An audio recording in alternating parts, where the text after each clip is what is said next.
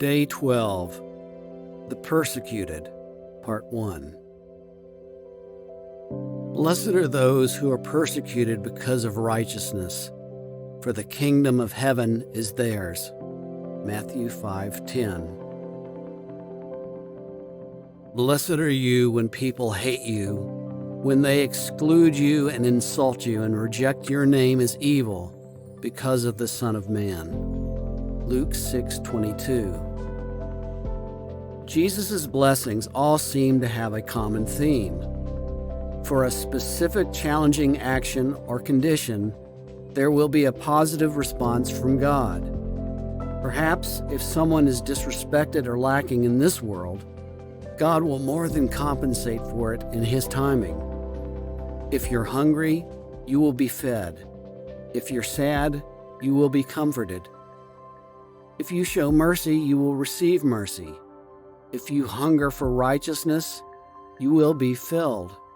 If you try to make peace, you will see God. Sometimes the condition or action is ours to control. Sometimes it is out of our hands. In this blessing, we see a situation that results from our choices and is also beyond our control. The harsh here and now that Jesus says will eventually result in blessing is being persecuted. He's not talking about any persecution, but persecution for the sake of righteousness. Additionally, I think he's addressing a degree of mistreatment. Persecution is more than simply being disliked by someone. He's talking about being significantly mistreated or experiencing hostility solely because of a desire to foster righteousness. Being mistreated is the common condition of humanity and has always been. Sometimes that mistreatment is minimal. Good-natured ribbing, not being able to get a date, and not being popular doesn't even rise to the level of mistreatment.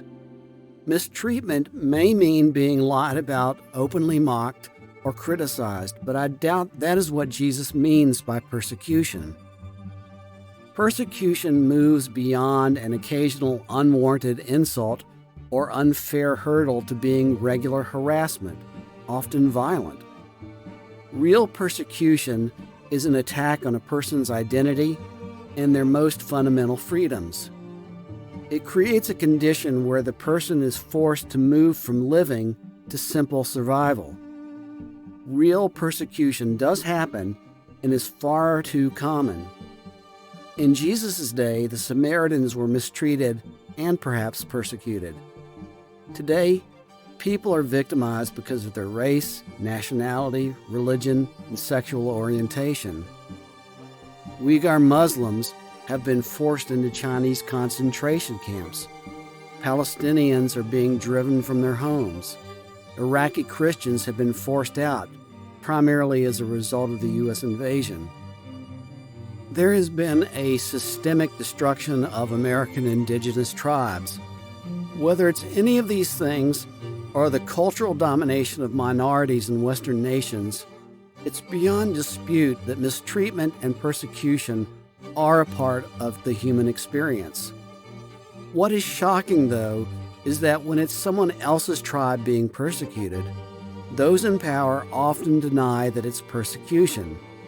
When even a minimal slight is experienced by those in power, they quickly claim they are being persecuted. All of these examples of persecution are outrageous. They are an injustice entirely condemned by God's nature. They are a threat to humanity. Still, they aren't what Jesus was referring to here. A person can be a victim of real persecution and not inherit the kingdom of heaven. God hates all injustice and feels empathy for all victims of persecution. But Jesus gives a unique promise to those who have life and liberty threatened merely because they seek righteousness.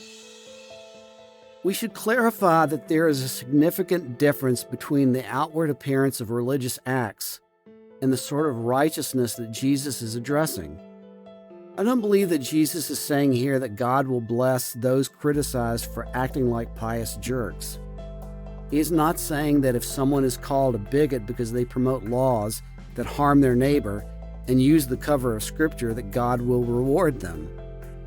God is far more likely to reward the non-religious who are being attacked by sanctimonious Pharisees than he is to reward the Pharisees. He is blessing the promotion of righteousness, not phony religion. Let me give you an example of my own journey through Pharisee land. In 1976, I was a young, zealous Jesus freak. I saw everything in simplistic black and white terms. Subtlety and grace were not qualities that I had yet learned to appreciate. I spent the summer in New Hampshire. I was there with Campus Crusade for Christ. As part of our mission, I regularly went onto the beach and boardwalk.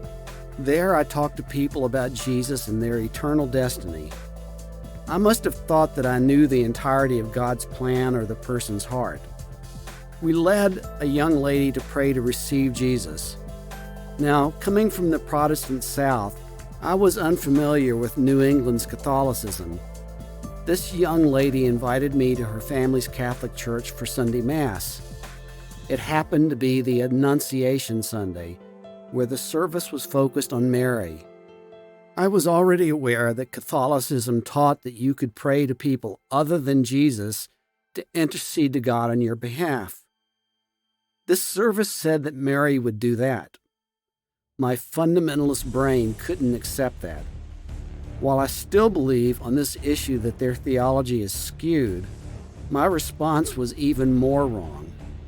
After the service, I confronted the priest and told him that he would be judged for sending his congregation to hell. The response was predictable. He told me to leave and not come back. I don't remember, but I probably felt that I was being persecuted for righteousness' sake. In fact, I had just been rude, unpleasant, ungracious, unkind, and unwise. If anything, that day demonstrated how far I was from God's kingdom. Over the decades, I've seen many others do exactly what I did with the same result. Few American Christians comprehend persecution because we are, for the most part, the powerful majority. We have an outsized influence in the political and economic segments of our nation. In my opinion, white American Christianity has far more experience doling out persecution than it has in receiving it. I've been called a religious fanatic and a Jesus freak. I've had atheists assume that I'm scientifically illiterate and entirely absent of any ability to think critically.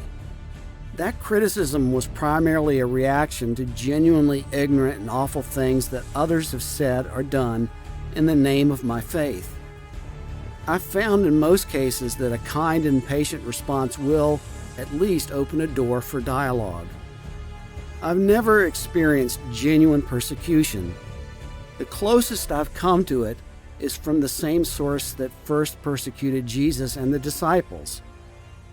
That source is other religious people. In any nation where religion has power and influence in government, persecution that comes will likely be at the hands of the religious. It will also likely be against an individual or group intently seeking righteousness. This brings us to the distinction between faith and religion. I won't go into detail here, but Jesus calls us to a life of genuine faith. He does not promote a life of religion. Faith doesn't feel threatened when it is confronted with a different view of the world. Faith has no desire to control others, to arrogantly impose our view. Faith recognizes our own limitations and is humble. Organized religion is often the opposite. You will seek me and find me when you seek me with all your heart. Jeremiah 29:13. For such people are false apostles, deceitful workers, masquerading as apostles of Christ. And no wonder, for Satan himself masquerades as an angel of light. 2 Corinthians 11:13 and 14. The prophet Jeremiah reminds us that we find God by seeking Him. Simply claiming to know Him isn't enough. Neither is believing what our friends tell us about Him. We only find Him by diligently and personally seeking to find Him. For now we see only a reflection as in a mirror. Then we shall see face to face. Now I know in part, then I shall know fully, even as I am fully known. 1 Corinthians 3:12. Paul reminds us that we have limited knowledge. To say that we understand God is the height of arrogance and dishonesty. To know and understand God is a progressive journey. That journey must involve asking questions, struggling with assumptions, adjusting our views, and challenging flimsy answers that merely protect orthodoxy and the status quo. Sometimes the status quo and the orthodox are correct, but a person of faith should not lean on either in their search for God. Naturally, a life of faith will result in occasional conflict with those who have convinced themselves that they know the unknowable. That conflict should be approached with respect, empathy, and openness, but won't always result in an easy resolution or kumbaya moment. Sometimes it will result in fractured relationships and distance. Even this is not persecution, though it grieves God's heart. You and I may never know real persecution. We live in a nation of laws where most in power identify as Christian. Only God knows how many actually are. Before joining with them, we must discern how closely their actions, principles, and values match Jesus's. Whether their values match our culture's values is irrelevant. Perhaps the best way to prevent our future persecution is to protect the religious freedoms of those who aren't in our tribe or share our particular flavor of belief. The second way that we protect our children from persecution is to remember our true mission and guard our behavior. And He has committed to us the message of reconciliation. We are therefore Christ's ambassadors, as though God were making His appeal through us. We implore you on Christ's behalf, be reconciled to God. 2 Corinthians 5:19-20. What would happen to an ambassador who was openly selfish, ignorant, bigoted, violent, unkind, and hurtful, or who defended such policies? It's unlikely they would hold that position for long. Jesus calls us to be His ambassadors in this world. Far too many of us promote and defend hateful, ignorant, selfish, and harmful policies and views. The world isn't blind to any of this. Many truly good people reject our religion because they see it as evil. That isn't always their fault. Increasingly, it is ours. They reject our religion because they don't see our faith. The church has defended potentially vile and harmful policies, politicians, and social mores for some time. This could be the most significant factor increasing the possibility that we may all experience persecution one day. Today's thought. In fact, everyone who wants to live a godly life in Christ Jesus will be persecuted. 2 Timothy 3:12. Most of us will rarely, if ever, experience genuine persecution. Some of this is because of laws that provide us religious freedom. However, we should consider whether we are not being persecuted because we fail to look like Jesus. It's unlikely we'll receive persecution because we go to church or have a Christian bumper sticker on our car. These things have become a part of our culture. If Jesus calls us to go beyond Christianizing our culture to radically following Him and we obey, perhaps that is when we might experience actual persecution. If you want God to bless you, remember that you represent Jesus.